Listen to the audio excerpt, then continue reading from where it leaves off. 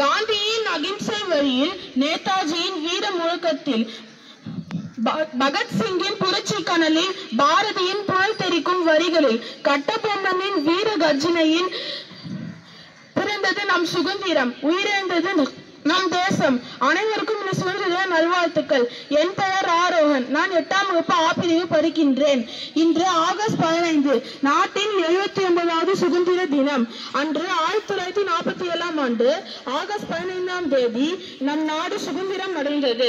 என்று தனியும் இந்த சுதந்திர தாகம் என்ற பாரதியின் வரிகள் நம்மை உத்வேகம் அடைய வைக்கிறது. அன்று நம் நாட்டு பசியிலும் வறுமையிலும் வாடி வந்தது.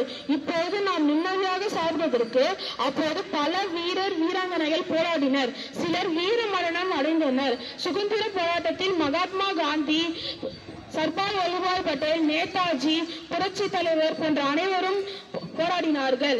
இங்கிலாந்து நாட்டில் வாழும்போது பலர் நம் நாட்டின் பொக்கிஷங்களை அவர் நாட்டுக்கு ஏற்றுமதி செய்தனர். அதில் தங்கம், மரகதம் போன்ற பொருட்களும் ஏற்றுமதி செய்யப்பட்டது. நம் நாட்டின் தொழிலாளர்களை அவமதித்தனர், ஏமாற்றினர். இதுதான் நம் நாட்டின் முக்கிய வரலாறில் ஒன்று.